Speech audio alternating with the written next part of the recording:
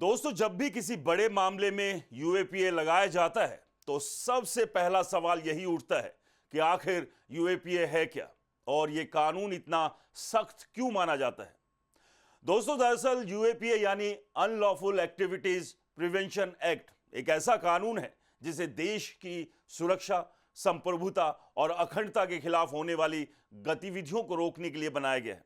यह भारत के उन चुनिंदा कानूनों में से एक है जिन्हें विशेष परिस्थितियों या गंभीर खतरों से निपटने के लिए लाया गया था। यूएपीए की शुरुआत साल 1967 में हुई थी। उस दौर में देश अलगाववादी आंदोलनों, हिंसक संगठनों और भारत को तोड़ने वाली गतिविधियों से जूझ रहा था। सरकार का मानना था कि सामान्य आपराधिक कानून ऐसे खतरों से निपटने के लिए पर्याप्त नहीं है, इसलिए एक अलग और सख्त कानून की जरूरत महसूस की गई। समय के साथ देश की चुनौतियां बदली और यूएपीए भी बदलता गया। साल 2004 में जब पोटा जैसे आतंकवाद विरोधी कानून को हटाया गया, तब आतंकवाद से जुड़े कई प्रावधान यूएपीए में शामिल किए गए। इसके बाद 2008 में मुंबई में हुए 26/11 आतंकी हमलों के बाद यूएपीए को और कड़ा किया गया।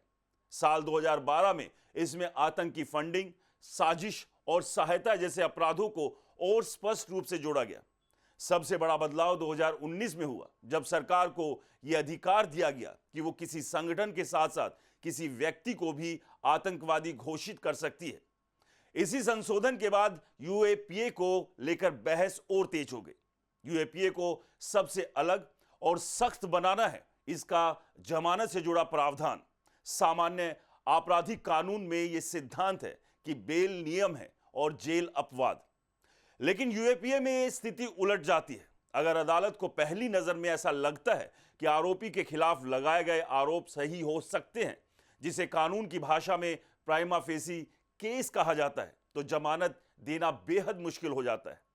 यही वजह है कि यूएपीए के तहत गिरफ्तार आरोपी अक्सर ट्रायल शुरू होने से पहले ही कई साल जेल में बिता देते हैं। अदालतें बार बार कह चुकी है कि यूएपीए एक विशेष कानून है और इसमें राष्ट्रीय सुरक्षा और सार्वजनिक व्यवस्था को प्राथमिकता दी जाती है, भले ही व्यक्तिगत स्वतंत्रता का सवाल भी साथ में जुड़ा हो। दोस्तों, यूएपीए का इस्तेमाल देश में कई बड़े और संवेदनशील मामलों में किया गया है। इसमें 26/11 मुंबई आतंकी हमला, इंडियन मुजाहिदीन और सिमी जैसे जुड़े मामले, कश्मीर में आतंकवाद और अलगाववाद से जुड़े केस, माओवादी और नक्सली नेटवर्क से जुड़े मामले और आतंकी फंडिंग से जुड़े केस शामिल है। इसके अलावा हाल के वर्षों में यूएपीए उन मामलों में भी लगाया गया जहां सरकार और जांच एजेंसियों ने आरोप लगाया कि किसी कथित साजिश के जरिए देश की सुरक्षा या सार्वजनिक व्यवस्था को नुकसान पहुंचाने की कोशिश की गई। इनमें भीमा कोरगांव मामला और 2020 के दिल्ली दंगों से जुड़ा कथित षड्यंत्र भी शामिल है।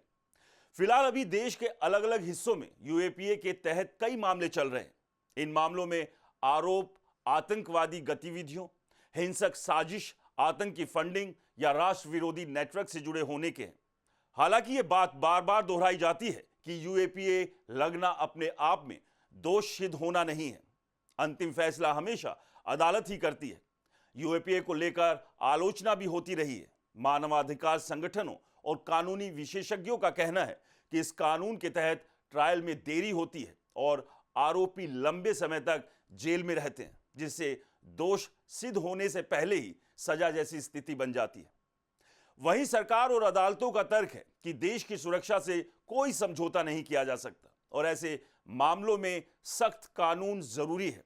यही वजह है कि यूएपीए आज सिर्फ एक कानून नहीं, बल्कि एक बड़ी संवैधानिक और कानूनी बहस का विषय बन चुका है।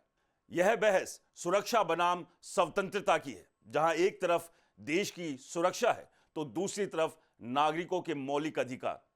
और शायद इसी संतुलन को साधने की कोशिश में हर यूएपीए मामले में अदालतें यही कहती नजर आती है कि हर आरोपी की भूमिका को अलग अलग देखा जाना चाहिए और अंतिम सच्चाई का फैसला सिर्फ ट्रायल के दौरान सबूतों के आधार पर ही होगा।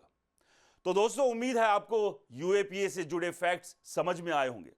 फिर मिलते हैं अगली वीडियो में, तब तक के लिए नमस्कार।